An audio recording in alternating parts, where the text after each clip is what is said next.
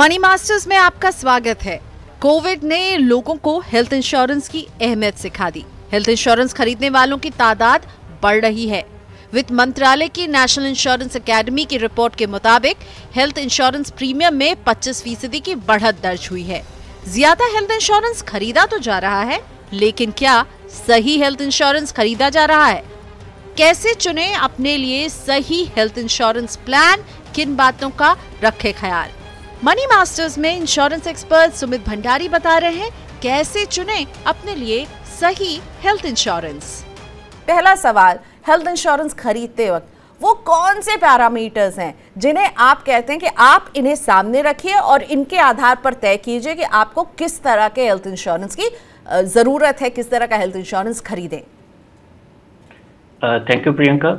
देखिए, जब भी कोई भी person health insurance policy bye कर रहा है, ये कोई मोबाइल और कार जैसा प्रोडक्ट तो है नहीं, तो हम सबसे पहले अपने रिस्क को एनालाइज करते हैं कि जब मुझे आज बाई चांस किसी हॉस्पिटल में एडमिट हो गया तो कितना मुझे खर्चा आ सकता है। तो उसके लिए पहला पैरामीटर होता है कि हम लोग डिसाइड करते हैं कि कितना मुझे सम एश्योर्ड लेना चाहिए, यानी कि जो बीमा का कवर है वो कम से कम आज की डेट में आप 10 लाख रुपए का कवर तो लेके चलिए। अगर कोई पर्सन एक छोटे शहर में रह रहा है तो हर एक छोटे शहर के अंदर नेटवर्क हॉस्पिटल, जरूरी नहीं है कि आपको जिस कंपनी से आप पॉलिसी ले रहे हैं वहां पे उस कंपनी के सारे हॉस्पिटल टाई अप के ऊपर हों। तो कम से कम आप चाहे छोटे शहर में रहें चाहे बड़े शहर में रहें, तो जिस पिन कोड के ऊपर आप रह रहे हैं वहां से 5 या 10 किलोमीटर के अंदर 1 या 2 अच्छे हॉस्पिटल आपके कम से कम नेटवर्क के ऊपर होने चाहिए। क्वांटिटी से ज्यादा क्वालिटी देखनी है। आपके शहर के अंदर, जो आप जिस शहर में पले बड़े हैं तो आपको मालूम होता है कि भी इस शहर के 2-4 अच्छे हॉस्पिटल कौन से हैं, तो कम से कम उनमें से 2 या 3 हॉस्पिटल अगर आपके पैनल पे हैं तो आपका काफी आपको लॉन्ग टर्म के हेल्प हो जाती है। तीसरा, जब भी आप अभी जैसे कोविड के दौरान हमने देखा है लोगों के पर्सनल फाइनेंसेस बहुत सारे इफेक्ट हुए हैं, बिजनेसमैन को दिक्कत हुई है, बहुत सारे लोगों की जॉब चली गई है, तो आपको अपनी इनकम का एक परसेंटेज फिक्स कर लीजिए। वो 2% भी हो सकता है, 2.5% भी हो सकता है, डिपेंडिंग ऑन योर लाइबिलिटीज, आपके ऊपर जिम्मेवारियां कितनी हैं। उस परसेंटेज अमाउंट को आप फिक्स कर लीजिए। किसी की सपोज कर लीजिए इनकम साल में 5 लाख रुपए है, तो ये उसके लिए अमाउंट 10 से 12 हजार रुपए के अंदर हो सकती है। तो आपको कभी भी अपने बजट से बाहर नहीं जाना। जब आप अपना एक प्रीमियम फिक्स कर लेते हैं उसके बाद आप मार्केट के अंदर ये देखना शुरू करिए कि कौन सी पॉलिसी मेरे लिए ज्यादा सूटेबल है। तो यहाँ पे सबसे पहला पैरामीटर आता है, आपको कंपनी के जो ब्रांड है या पॉलिसी के जो फीचर हैं उनसे उनके ऊपर ज्यादा फोकस नहीं करना। सबसे पहले ये फोकस करिए कि अगर मैं हॉस्पिटल में चला गया, मेरा आज को कल को क्लेम आ जाता है, तो कल को ऐसा ना हो कि मेरा क्लेम बढ़ा जाए और मेरी पॉलिसी छोटी रह जाए। तो पहला आपका पैरामीटर होना चाहिए, आपने जो एक प्रीमियम डिसाइड किया है कि इसमें मैं ज्यादा से ज्यादा कवर लूं। अगर आपके बजट के अंदर आपको 10 लाख मिल रहा है, 20 लाख का कवर मिल रहा है, 25 लाख का मिल रहा है, बिना संकोच के आप ज्यादा से ज्यादा सम एश्योर्ड ले लीजिए। क्यों? आज 2022 के अंदर अगर कोई पर्सन सपोज करिए एक छोटे शहर में रह रहा है तो उसको बड़ी बीमारी के लिए बड़े शहर में जाना पड़ता है। डेली का 50,000 1 लाख रुपए का खर्चा आ जाता है। दिल्ली और मुंबई जैसे शहर के अंदर कैंसर जैसी बीमारी का पहले 2 या 3 का खर्चा, पहले या 2-3 दिन का जो खर्चा वो अराउंड 5 लाख रुपए आसपास है। तो आपको कोशिश करना कि बड़े से बड़ा कवर लेना है। दूसरी चीज, जो भी आप पॉलिसी बाय कर रहे हैं उसके अंदर आपकी पॉलिसी में रूम रेंट की लिमिट नहीं होनी चाहिए। कम से कम आपकी पॉलिसी के अंदर अगर single private room with AC है तो आप सोच लीजिए कि आपका मैक्सिमम आपने अपना टारगेट अचीव कर दिया। तो आपको बेसिकली अपनी एक प्रीमियम को डिसाइड करिए कि इतना पैसा मैं पे कर सकता हूं। जब आप कोई पॉलिसी को सिलेक्ट कर रहे हैं तो कोशिश करिए अपने एजेंट, एडवाइजर, जो भी आपके कंसल्टेंट हैं, उनसे ये चीज जरूर पूछें कि आज तो मैं इसका प्रीमियम पे कर पा रहा हूं, आज से 10, 20, 30 साल के बाद इसका प्रीमियम कितना होगा। क्योंकि आज आप पॉलिसी, कई बार आपको कोई प्रोडक्ट ऐसा लगता है जिसका प्रीमियम बहुत ज्यादा कम है, तो उसको जज करने का एक बहुत सिंपल तरीका होता है कि लॉन्ग टर्म के ऊपर भी उसका प्रीमियम चेक करें। ठीक है, तो प्रीमियम की अफोर्डेबिलिटी की, आपकी जेब कितना अफोर्ड कर पाती वो देखें, लेकिन जितना बड़ा कवर आप लेंगे वो अच्छा रहेगा, सुमित आपको कह रहे हैं। और साथ में जो सुमित ने एक बात कही है कि रूम रेंट, तो ये जो होते हैं ना कई सारे हेल्थ इंश्योरेंस में इस पर लिमिट होती है, तो उसे चेक करना बहुत ज़रूरी है। नेटवर्क हॉस्पिटल की बात की, इसे भी चेक कीजिए, कौन कौन से नेटवर्क हॉस्पिटल वो कंपनी आपको दे रही है, क्या वो आपके घर के पास है कि नहीं, कितने दूर हैं, ये भी चेक करिएगा। अच्छा सुमित, आपने अभी सम एश्योर्ड के बारे में बात की। एक बात तो ये कि मेरी जेब मुझे कितना अलाउ करती है और मुझे बड़ा साइज़ लेना चाहिए। क्या आप मुझे ये बता सकते हैं कि क्या हम जो साइज़ होता है सम एश्योर्ड का वो उस पर कोई थंब रूल है जो हम अप्लाई कर सकते हैं? कि आपने बताया कि आप इनकम के आधार पर अपने प्रीमियम को तय करके कीजिए, इसके अलावा भी क्या आप बता सकते हैं कि बीमा के कवर का साइज कितना हो सकता है? क्या एज ग्रुप से डिटरमाइन करें या इनकम से डिटरमाइन करें? देखिए, इनकम हर एक पर्सन की डिफरेंट हो सकती है, तो नेचुरली सबसे पहले जब हम इंश्योरेंस की बात करते हैं तो it is a product of risk management. जब हम रिस्क को क्लासीफाई करेंगे, किसी के परिवार के अंदर सपोज कर लीजिए उनके माँ बाप हैं, उनके पेरेंट्स के अंदर बीपी और डायबिटीज़ की दिक्कत कई सालों से चल रही है, तो उसको नेचुरली उसके एक दोस्त है, उसके फ्रेंड हैं, उसके कोई कोई भी मित्र हैं, उसके कंपैरेटिवली उसके ऊपर रिस्क ज़्यादा है। तो अगर उसका एक दोस्त 10 लाख की पॉलिसी ले रहा है तो इस पर्सन को फैक्टर ऑफ सेफ्टी रख के कम से कम 20 लाख की पॉलिसी लेनी चाहिए। सबसे पहले आप सम एश्योर्ड के ऊपर ये देखिए कि जिस शहर में आप रह रहे हैं, तो बजाय ये फोकस करने के भी इंडस्ट्री के अंदर क्या मिल रहा है, तो अपने जान पहचान में कोई आपके डॉक्टर हैं, कोई हॉस्पिटल में कभी आप विजिट करके ये 6 महीने साल में के अंदर, तो आपको पता लगे कि जो आजकल बड़ी बड़ी बीमारियां हैं 2022 के अंदर, अगर लीवर की प्रॉब्लम हो जाती है, किडनी की प्रॉब्लम हो जाती है, अगर हार्ट की प्रॉब्लम होती है, तो आप जिस शहर में हैं, या अगर जैसे आप किसी छोटे शहर में हैं तो बड़े शहर में जाना पड़ सकता है, तो वहां पे आपको हल्की सी आने वाले 1-2 साल के अंदर ये जरूर असेस करते रहिए कि बड़ी बड़ी बीमारियों का खर्चा कितना हो रहा है। एज अ थंब रूल कम से कम हमें एक 10 लाख रुपए की पॉलिसी आज के टाइम में 2022 के अंदर हमेशा होनी चाहिए।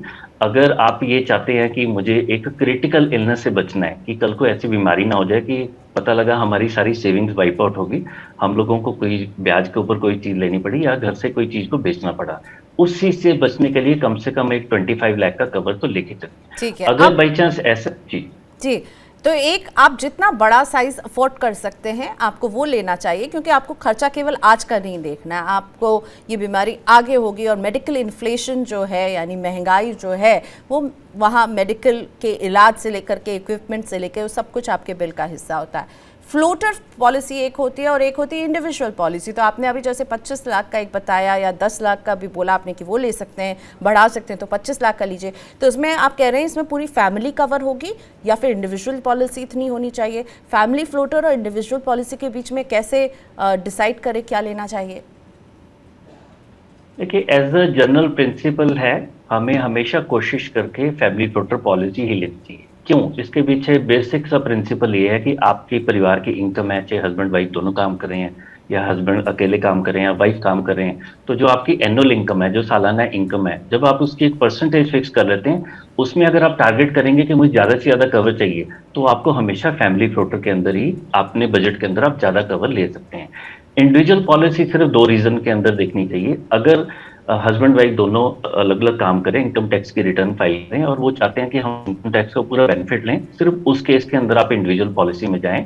सेकंड, एक केस ऐसा हो सकता है कि परिवार में एक पर्सन ऐसा हो सकता है, कोई बच्चा है या हस्बैंड वाइफ दोनों में से किसी को भी कोई एक बड़ी बीमारी है, उसके ऊपर रिस्क ज्यादा है, तो उस पर्सन के लिए आप अलग से निकाल के 25-50 लाख की पॉलिसी ले सकते हैं। बाकी अपने बजट के अंदर आप बाकी फैमिली के लिए एक फ्लोटर लेके भी चल सकते हैं। यानी हम जरूरत के हिसाब से डिसाइड करेंगे।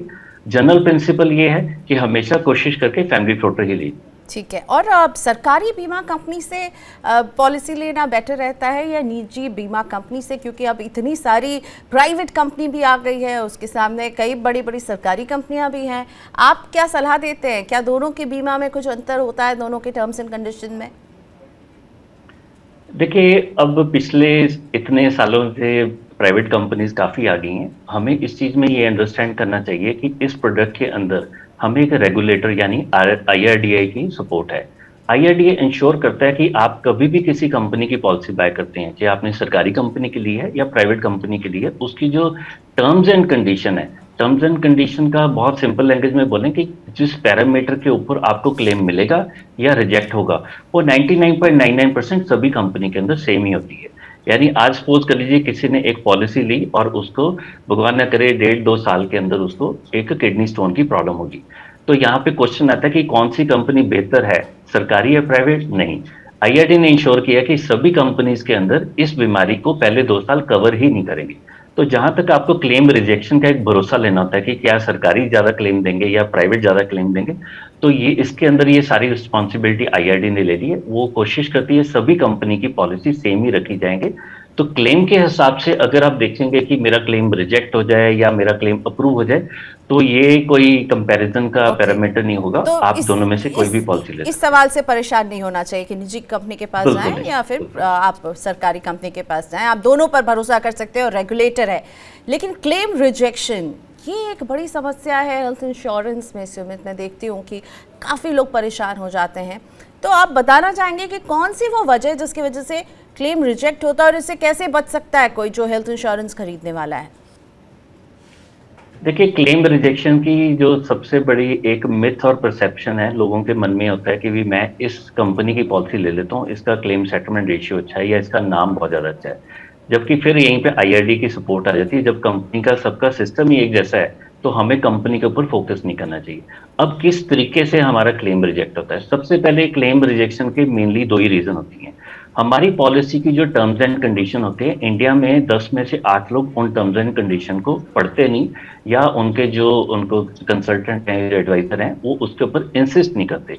तो सबसे पहले अगर आप कहते हैं कि मेरा क्लेम रिजेक्ट ना हो, तो आपको पॉलिसी टर्म्स एंड कंडीशन को 2-4 दिन लगा के उसको हम हमेशा पढ़ के चलें। सेकेंडली, जब आपका क्लेम रिजेक्ट होता है, कंपनी आपको एकदम से शॉक देती है कि आपने जो पॉलिसी बाय की थी, आपने एक नॉन डिस्क्लोजर रह गया, यानी आपको ये एकदम से आपने 4-5 साल पॉलिसी चलाई है, आपने इसे बताया नहीं है जी, तो इसको नॉन डिस्क्लोजर या फ्रॉड होते हैं। इससे बचने का एक ही तरीका होता है, जब भी आप पॉलिसी बाय करें तो उस कंपनी के जो इंटरमीडियरी हैं, या आप कॉल सेंटर से ले रहे हैं या आपके एजेंट हैं, तो उनसे इंसिस्ट करिए कि मेरे को इस पॉलिसी का प्रपोजल फॉर्म दीजिए। प्रपोजल फॉर्म में अमूमन हर एक इंश्योरेंस कंपनी आपको 40 से लेकर 70 के आसपास इंश्योरेंस लेने से पहले आपसे मेडिकल बीमारियां पूछती हैं कि आपको ये बीमारियां तो नहीं है। तो जब मैं एक पॉलिसी ऑनलाइन ले रहा हूँ या किसी ऐसे पर्सन से बाय कर रहा हूँ जहाँ पे प्रपोजल फॉर्म मेरे को दिखाया ही नहीं गया, तो नेचुरली मेरे से एक मिस्टेक होगी, मुझे क्वेश्चन पता नहीं लगे और मैंने आंसर दिया नहीं, तो कल को कंपनी बोलेगी आपने पॉलिसी लेते हमसे ये छुपा लिए। ये सबसे बड़ी रीजन है जिसकी वजह से क्लेम रिजेक्ट होते हैं।